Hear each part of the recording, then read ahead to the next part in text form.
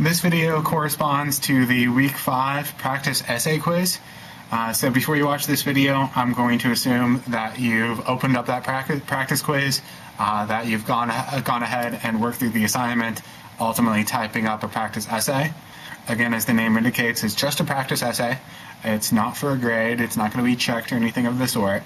But remember, for this week's quiz, you'll be asked to apply the same 7 criteria from the Popper article, Science is Falsification.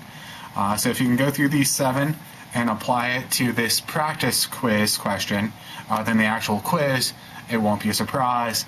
You'll know exactly what it is that you're doing.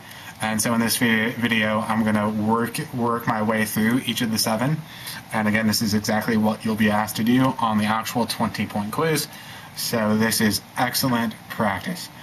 Now there's a separate video in which I go through the 7 criteria from the Popper article.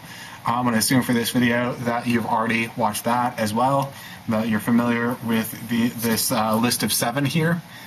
If that's not the case, pause this video, go watch the other one. Since you've already, again, I'm assuming, watched that first video where I explain this list of 7, I'm likely to go through this fairly quickly. I'm going to leave some details out. Your essay ultimately should be more detailed. What I intend to do here is not go through and dot every I and cross every T, but just to give you a sense of what's expected on the quiz. Now for the quiz, I'm not all that concerned with formatting or necessarily even length. What I'm looking for is that you've applied each of the 7. So your essay should at least touch on each of the 7, and you're going to use these to ultimately determine whether or not this is a scientific theory. So with that said, let's go ahead and jump into this particular question just for practice. According to the 7 criteria below from Popper, is astrology a scientific theory? You're going to use these to determine whether or not, according to Popper anyway, astrology would be scientific. And I've given you a little bit more detail here at the top. There's the bottom line question. The detail at the top is actually from my daily horoscope. I'm a Sagittarius, the most philosophical, of course, of all the signs. So here's my actual daily horoscope. This is a day you can spend to your advantage if you just treat every situation with a smile. I'm going to jump a little ahead here. You can read that if it's interesting. Probably not. Whoever the thorn in your side is today, you should try to kill them with kindness. Believe it or not, your goodwill will help you retain your good mood. So smile. There's my horoscope based on the alignment of the stars, and we want to know, is astrology a scientific theory according to this list of 7? So number 1, it's easy to obtain confirmations if we look for confirmations. So would it be easy to confirm this idea here that if I kill them with kindness, if I always respond to negative people by smiling, that I'll be in a good mood? Is it easy to come up with evidence to confirm that sort of prediction, that if I'm kind to others and I smile, my mood will improve? Of course, that's easy to obtain evidence here. You find evidence all over the place. If you're generally smiling and treating people kindly, can you find some evidence to suggest that that tends to improve your mood? Certainly you can. Now, is that a virtue of this particular quote-unquote scientific theory? Is it a virtue that it's easy to come up with confirmations? Not at all. Not at all. So yes, it's easy to find confirmations, but that actually kind of counterintuitively, it's easy to find evidence, and yet this kind of counts as a strike against it. It's all too easy to count as confirmation. It's all too easy, that is, to encounter confirmations. And point 2 speaks to that. Confirmations should count only if they are the result of risky predictions. So is this a risky prediction? That if I'm kind to others, I smile, my mood will improve. It's easy to find confirmations that yes, that's the case. But is this a risky prediction? And compare and contrast it to an earlier video in which I was talking about Einstein. Einstein and his theory of relativity predicted that light would bend around the mass of a star. And so if we just looked in the right place, we could see a star behind another star because light from that second star was bending around the star in the front of it. That's a really precise and risky prediction. Is that sort of prediction like the prediction made here? Not at all.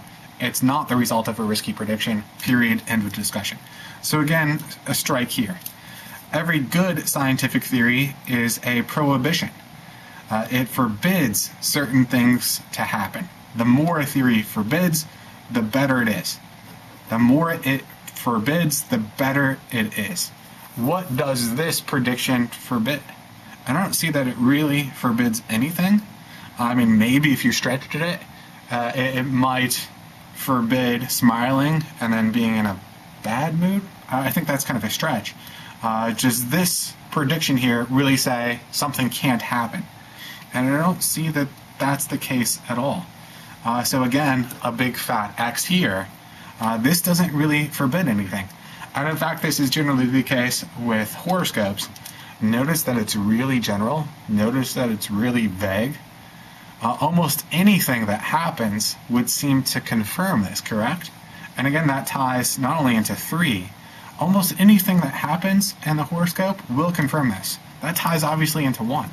It's easy to obtain confirmations. Whatever happens, doesn't it seem as though this was true? And so the stars are aligned.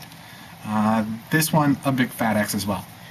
A theory which is not refutable by any conceivable event is non-scientific. Here, Popper, and you can go through the other video where I go through a lot more detail here. Here, Popper is referring to testability, to falsification, a theory which is not refutable. Is there any way to refute this? And I don't see that there is. I think the only way to refute this prediction would to have 2 separate universes. One in which I don't smile and treat people with kindness, and then to record my mood.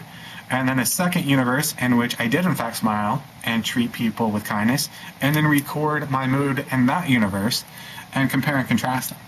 How else could I refute this? And again, kind of counterintuitive, a theory which is not refutable by any conceivable event is non-scientific. If it's not refutable, it's not scientific. You might initially be inclined to think that being irrefutable is a check. But again, for Popper here, it's a big fat minus. Is this one refutable?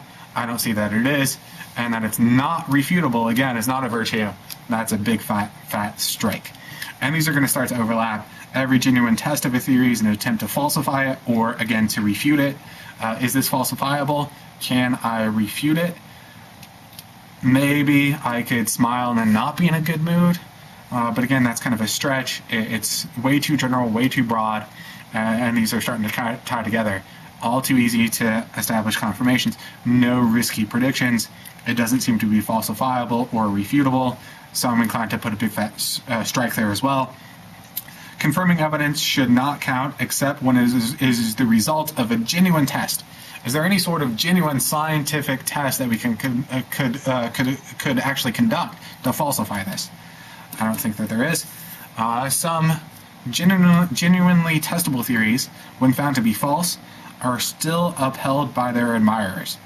They just simply make a series of ad hoc modifications. And hopefully at this point you've read about ad hoc modifications. Anytime we come up with counter evidence to say this really is not going to work, that it is in fact falsifiable, we'll just redefine the guidelines here. We'll modify our original prediction ever so slightly to make it fit with whatever evidence we come across. And that's the idea here is what's referred to as an ad hoc modification. Slightly adjusting the goalpost, so to speak, and modifying our theory so that it fits with any possible evidence. That's an ad hoc modification. That's not a virtue. Again, the more we twist this, the more we engage in ad hoc modifications to make it fit with whatever evidence we find. And I gave you an example from Aristotle in a previous video. The worse it gets, again, a big fat strike. So if we put it all together, does astrology meet any of these? And I don't see that it does. Is it scientific? Not at all. And you probably knew the answer before we even began. But what's important here for your graded essay, even if you know the answer in advance, think your way through it and discuss each of the criteria listed here. And maybe this is, in fact, a surprise. If you look at the polling here, Americans who think astrology is not at all scientific, and the results here aren't as high as you might initially expect. This is from the National Science Foundation, and isn't that nice? They use stars for all the data points here. But is that really obvious? And if we look at the polling, sadly, perhaps it's not. But of course, now you all know better. Astrology is not a scientific view. The predictions are always really broad and general. There are no risky predictions. They're impossible to test. Whatever happens, it seems to be consistent with the prediction. It makes a series of ad hoc modifications, so on and so forth. Doesn't meet any of these criteria. So again, on the quiz, you'll be asked to do something similar. It'll be a different question altogether. But what I'm looking for, and I don't really care how it's formatted, touch upon each of the 7 points. Is it scientific in this way? Is it not scientific in this way?